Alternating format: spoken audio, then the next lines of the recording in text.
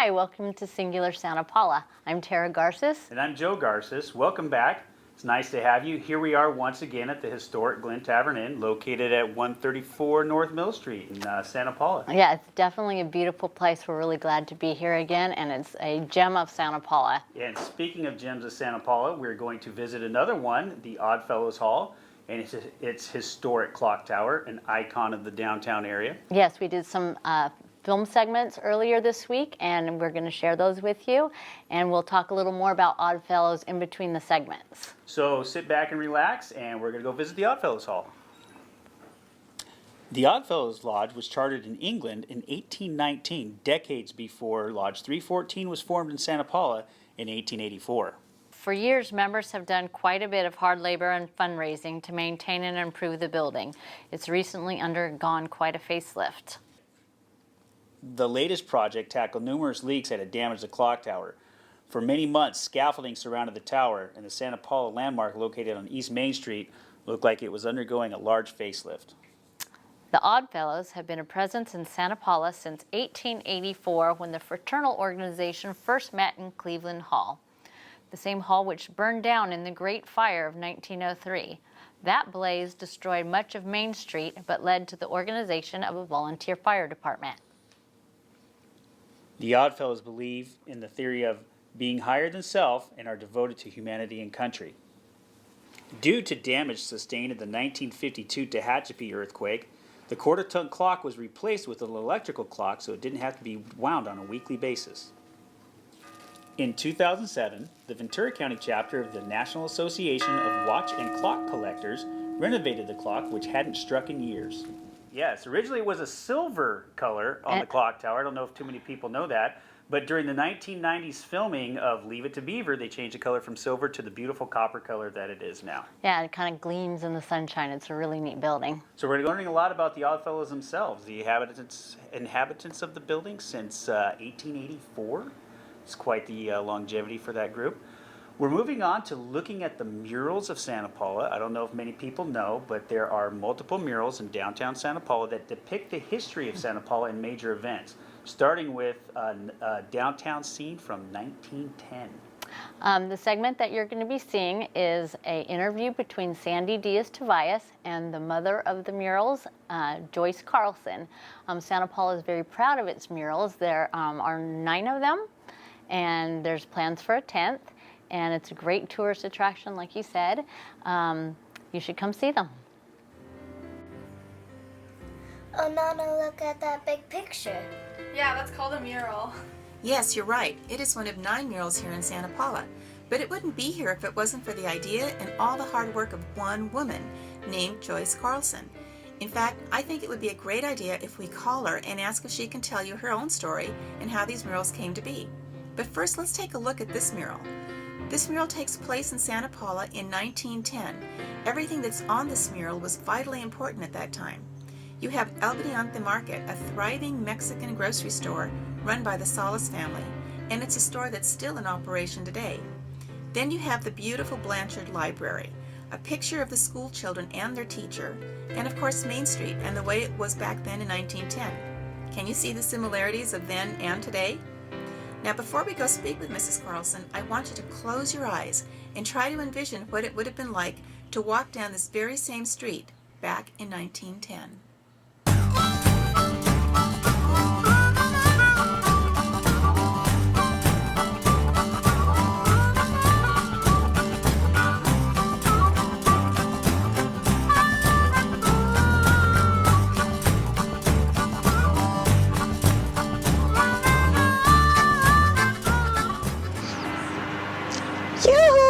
I'm over here. Hi, Mrs. Carlson. Thank you so much for letting us come over this morning. My I want pleasure. to introduce to you my granddaughters. This is Vanessa. Hi, and this Samantha. is Kashara. Hi, how are you? Glad Anyway, to we have were you. walking down Main Street this morning, and they saw the murals and they loved them. And so I told them the best thing to do is to come get the story from Really? you, since it was your idea. Oh, well, how nice. Well, did you like them? Yes, they're Good. really pretty. Good. Which ones did you see? We just saw the first one, and we thought what I wanted to do was to get your story. Tell the girls how it was your idea. Well, it was back, 15 years ago or so. And things weren't going very well in Santa Paula, and a lot of people were grumbling about it. And I thought, this is ridiculous. To always talk about the bad things. Let's emphasize the good things about Santa Paula. Okay.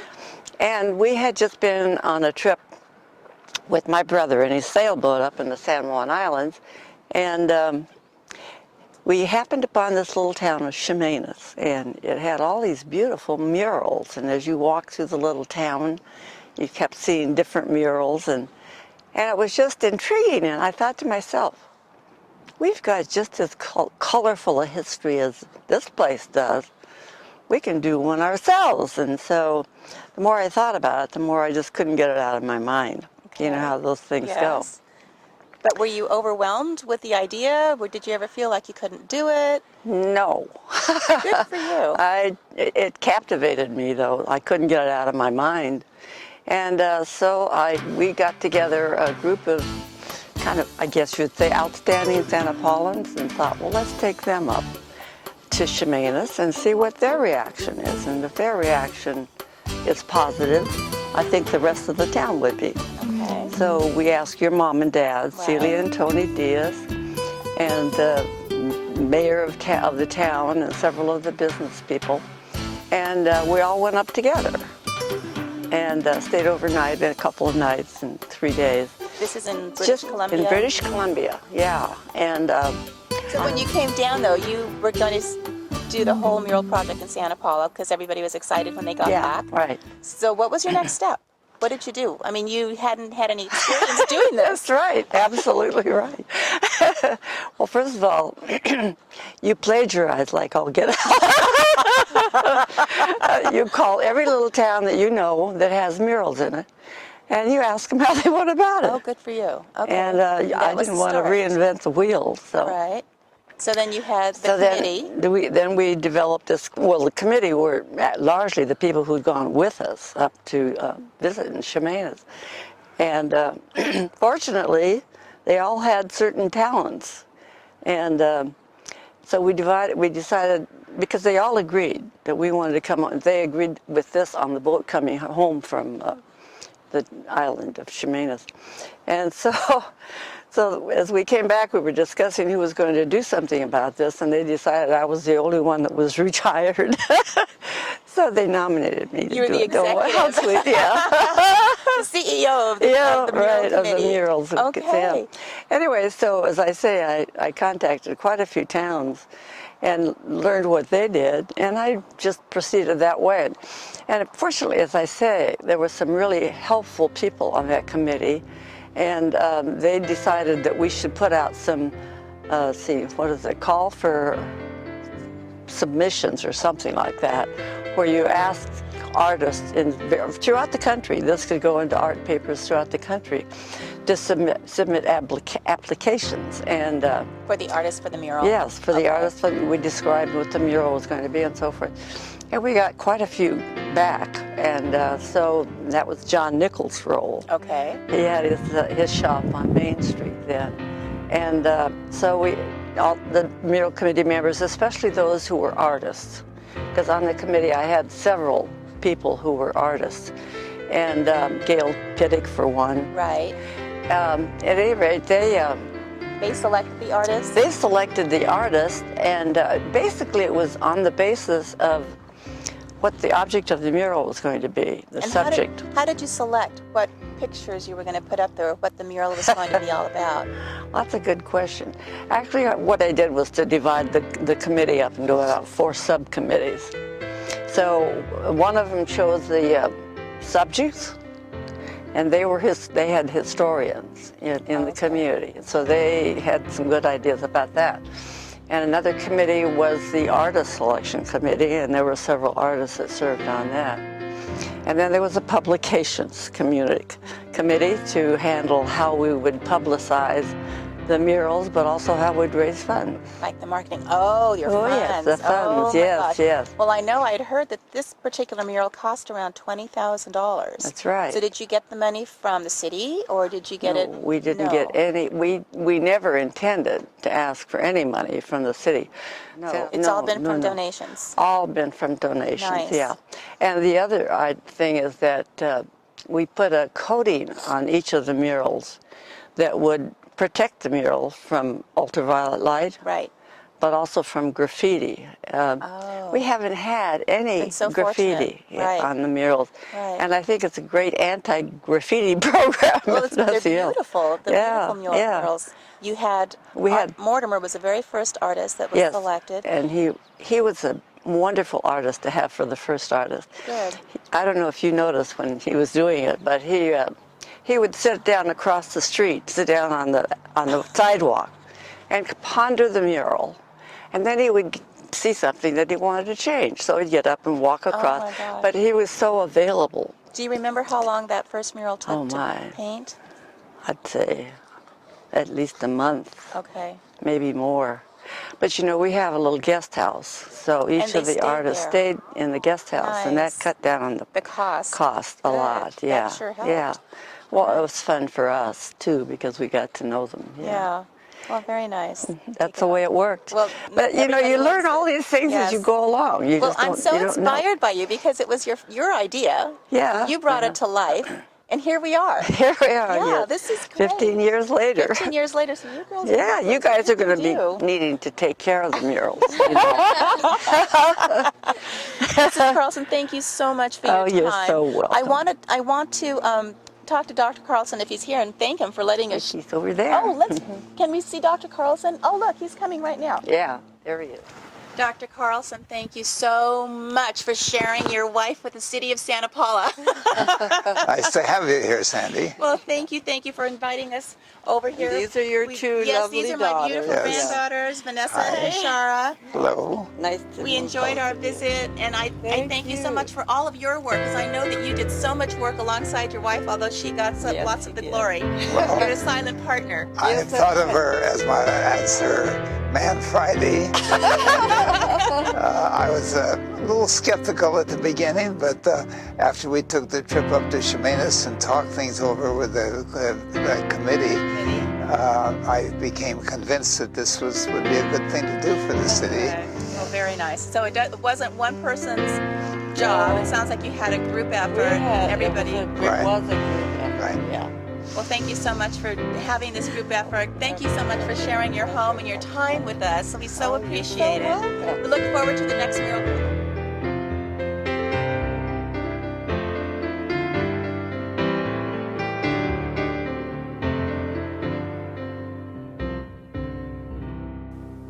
That was interesting. Oh, I loved it. I love the murals here in town. So you've got to tell me which one's your favorite. Oh, you know, I like them all. I really do. They're beautiful. Very diplomatic, Tara. Very diplomatic. Now we're going to talk about something I know you enjoy. Tamales. Absolutely. And appropriately, our next segment is titled Totally Tamales. Yes. We're going to visit with Allie Fox as she goes to Ebell Park for a tamale tasting with Michael Gonzalez. And then she's going to visit with Victor Almazan at the Oh, world from the garden market, yeah. world famous garden market, one of my favorite places. And then we're going to wrap it up again at Ebell Park with Allie and Michael all together with Victor. And we're going to take a look at that right now. Hi, and welcome today to the beautiful Ebell Park. We are standing here in front of the Santa Paula Theater. It's almost 100 years old, built back in 1917. Today we are so lucky to be sitting down and talking with my good friend Michael Gonzalez, and here he is. Hi, good morning. It's good to see you, my friend. Have a seat. Thank you. Yes, how are you? I'm doing well. Thank you for asking. And you're right. It's a beautiful day. Santa Paula, it's just wonderful weather all the time. Absolutely. We're so lucky. We're so lucky. Michael, share with me a little bit about your family and how your family came to this wonderful town. Sure. My father and mother are originally from Jalisco, Mexico. And about 60 years ago, my father immigrated to the United States under one of the Bracero Acts that allowed laborers to come north to and gain citizenship while working in California. That's fantastic. How many brothers and sisters do you have? There are nine of us, brothers and sisters. There are five. I have five sisters, and they're all in the upper bracket, so they were really the ones who ran the household. Wow, isn't that fantastic? So you got a lot of female Oh, yeah. experience, Oh, yes? Yes. Well trained. Well, that's wonderful. Hey, that's a good thing. That's a good thing.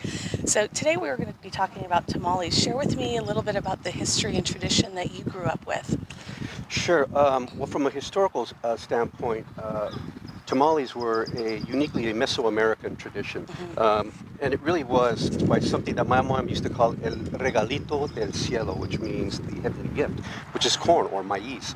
And this is the foundation for tamales, because from the kernel they make the masa, and then they actually use the husk or the hoja to wrap the tamale in. Okay. And so it dates back maybe 2,000 years in ancient civilizations in the Americas that you can actually trace the tamales to. The process of making tamales is to begin with a family event, and it's called a tamalada. And so everybody in the family would have a job that they would have to do. And I can remember being 4 years old, and I had my first job. And the process, how it all starts, is with this corn husk. Okay. From the corn, the hoja. And the young children are actually cleaning it, and they're drying it, and they're actually making sure that it's moist and pliable. And then it gets on to the elders in the family, my older brothers and sisters, and they're spreading masa on this thing. Okay. And then finally from there, it's making its way up to even the older sisters, and they're putting in the filling on this and then doing the folding. And then my mother would be up in the final part there, and she would be putting it in the final container where it was all kind of put together. Oh, fantastic. So it was really a bonding experience out there for the family. And my mom really enforced that it was a family and friends and community that was really involved in the process of making Sure. tamales. I've never made tamales before, but I would certainly love at some point, sometime in my life, to get the opportunity to do so. Well, listen, I have an idea. I love your ideas, yes.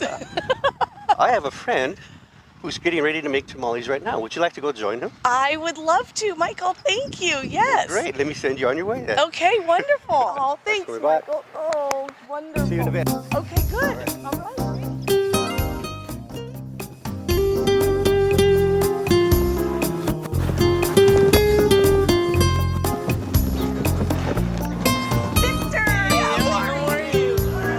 Really well. Yes, I was just looking at the menu trying to figure out what I was going to order today. Well, you're good luck. We're making tamales today. We have a special on tamales. you Done know? deal. I can't wait. How's the family doing? Yeah, everybody's doing good. Oh, Everybody's good. doing Everybody inside? Everyone's inside. Come Oh, on in. great. Thank you. How's everything been? Been doing good. Good, Everything's good. good right now. You know, we're just trying to keep up with the burritos and keep up with everything we do around town. Oh, the burritos, the food, oh my gosh, the sausages, the tamales. That's why I'm here. It's one of my favorite places here in Santa Paula. We got your favorite one, the chile relleno. You know, so My gosh, I'm salivating. I have to have some of that maybe we today. can whip one up for you a little later. You know. I would love that. There you Thank go. you very Sure, much. you know. Thank you.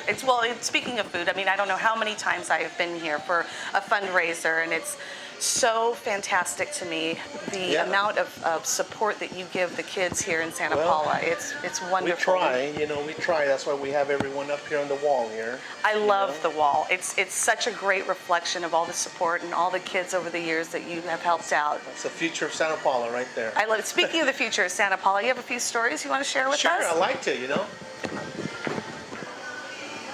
So Victor, talking about the support that you and Marie have had over the years with the kids, is there a couple of stories I'm sure that you have to share? And I Well- see a very special picture up here, not just of the kids, but a lovely couple. Well, that's interesting you brought that up because these who I patent myself after, Mitch and Wow. Helen Yamamoto, they're my inspiration because they were a family market, community market, and we kind of like to follow those footsteps, And we Absolutely. have some of the other things out here, some of the other pictures. Oh, fantastic. I see a fantastic photo. It looks like it was back, it says the 1930s. Tell me about that. Well, that was brought in by, I guess, one of the oldest students of McKevitt across the street here. Is that Since right? the school was there. Uh-huh. And since he found out we're putting pictures of fame, well, he thought he'd share his picture of fame here too. So What an there honor. it is, the oldest, I guess, class of McKevitt That's when it was in elementary school there. That is fantastic. It's such a great history. Santa Paula has some of the richest history in the community. I We love have it. a lot of history. Absolutely. Speaking of history, you've got some history with some sausages that I absolutely love. Well, that's something I can show you. We have, Oh, good. we have a big variety. We try to cater a lot of that. Fantastic. I cannot wait. We've talked a lot about history today, and Yes, I'd we love did. to hear a little bit of the history and how you and your family came to Santa Paula. Well, you know, that was interesting how we came to Santa Paula. We were informed by some friends that this market was open and available. So we came, checked it out, my wife and I, always as a team, Fantastic. and we fell in love with it. It wasn't how it is right now, but we saw the potential, and we liked the location, and we've been here now 14 years in Santa Paula. And now we need to talk a little bit more about the food. I see these fantastic sausages and actually have had them and they're fantastic. Can you show me a couple of them and Well, sure. let's talk about it. You know, these are some of the sausages that are more popular in town. Okay. We have, like, for example, this is a hot Italian, and I make it just out of pork shoulder meat. We don't add any preservatives, any additives. It's just pure meat. Yum. One of the more popular ones is the curry cilantro. We have a lot of cilantro in our valley. What a combination. So it's a great combination. People love that. But here's our family's favorite, the jalapeno cheddar. Oh, spicy. This one here just melts in your mouth. I was talking to a friend of mine, Michael, and he was sharing with me the rich history of how he grew up in making tamales. And again, that's another one of my weaknesses from Garden Market is the tamales. Do you have a tradition that you have in your family about making tamales? Well, the tradition growing up making tamales in the Mexican family is that you're always going to get a chore, okay? No matter, so you can start walking, they give you a chore, you know, whether it's peeling the husk, peeling the chili, smashing the meat. You're always going to get a chore there at home. You're not going to just sit and eat, you know. So that's my experiences, and I just kind of brought them over to Santa Paula. You know, and it took a while to perfect my recipe because home cooking was one thing for me, but Right. cooking for the public is a whole different story. Right. And so it took us a while to where we finally got it on the map, and I guess we're a staple now. you know? Absolutely. I know, talking with lots of friends and family, it's definitely one of their favorites around here. And speaking of chores, I have never made tamales before, Victor, so will you put me to work? Well, you know, you're in luck. Yay! We happen to be making tamales today, and we're gonna have you make some, Ellie. Fantastic. Thank you. I am so excited. I've got my gloves on. This is going to be fun. This is what you've been waiting for, Ellie, I all day know. long. You know, Yay! make some tamales here with the girls. We got everything set. That's right. We Hi. got the masa, Okay. and we got Maricela, you know, spreading the masa with the chili. And Okay. Lupe folds them over. Your job is gonna be to put the meat in there, Okay, and I just Okay. put the meat, where should I put the meat? right down the center. Right down the center. Is that There you enough go. or is that too much? That looks like enough right Yeah? there. Yeah. Okay, and then I just pass it along. Pass it along, we'll fold it over, and then usually we have someone at the other end, you know, putting them together, but I'm not good at that. No. So as they help you make the tamales, I'll show you some of the ingredients that we use for our tamales. Oh, For our fantastic. sauce, we start with the chile guajillo. Guajillo. You know? Okay. Which is real dark in color, but mild in flavor. Okay.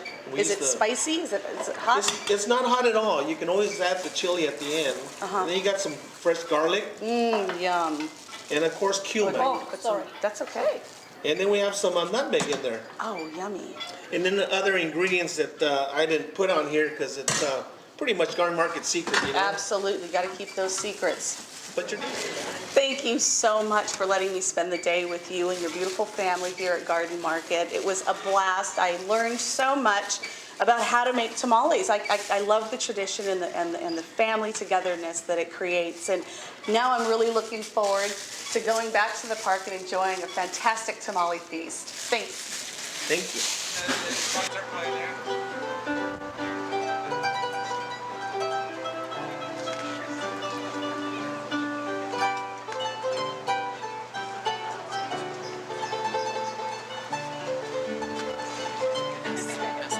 Hey, welcome back. Surprise, surprise. Oh my Brought some tamales. Excellent.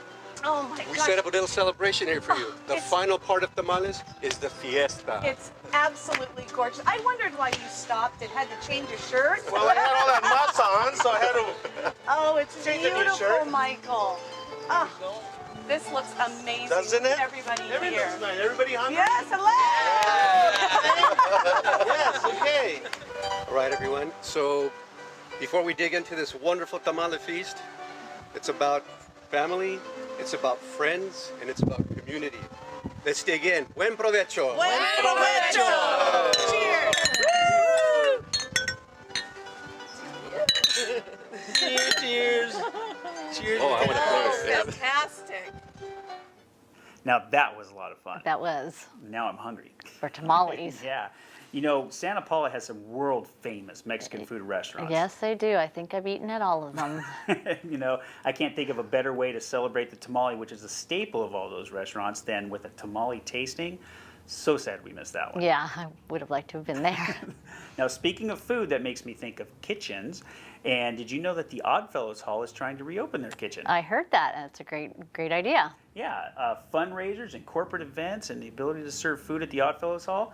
Their largest fundraiser has been the holiday train display, and I know you remember that. Yes, we go there every year. We bring the kids. It's a great event. And It's our very boys absolutely love it. Beautiful train display. You know, and since we're working on all of our segues right now, we're going to go visit with Cruise night. That's where we're going to be, April 5th. First cruise night, Santa Paula of the season. You have to come to downtown Santa Paula. It's historic, it's beautiful, it's filled with wonderful cars. Joe and Tara, I know you two are going to be there. They're always at cruise night with their boys. Everybody comes to downtown Santa Paula for cruise night, which occurs the first Friday of every month, April through October. This is, I believe, the 15th year. It might be the 16th year of roaring into downtown Santa Paula, where they close off at least 3 blocks. All the restaurants are jammed. We've got live bands. We've got live dancing. We've got all sorts of fun things for the entire family. All the restaurants love to see everybody. The cars are absolutely fabulous. They've got hundreds and hundreds and hundreds of cars parked on Main Street, parked on the side streets, all pre-1975, classics, beautiful cars, motorcycles. We've even had a few speedboats downtown in Santa Paula. It's just a wonderful show, and you can't beat the weather in Santa Paula. It's the best in the world. And remember, if you haven't been to Santa Paula, you haven't been anywhere. We've got a lot of wonderful people that come out on these shows. Cruise night is just the type of thing. It's people friendly. You see everybody waving at each other, seeing old friends, meeting new friends. It just roars into town. It's an unbelievable experience, and it's something that it's completely free.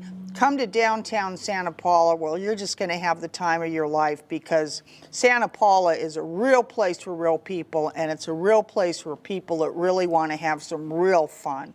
So hopefully we'll be seeing you this Friday on April 5th, and that's the first cruise night of the season. April, May, June, July, August, September, and October. So, you know, you only have, what, 10 months, 8 months to come to cruise night, so be sure to come to cruise night. 5:30 to 9 p.m. And I'd like to thank the Glen Tavern Inn for allowing us to visit and film here. And there's a beautiful room they have. One of my favorites in all of Santa Paula. Yeah, I like it too. It's beautiful. So thank you for visiting once again with Singular Santa Paula. And don't forget, If if you haven't been to Santa Paula, you haven't been anywhere.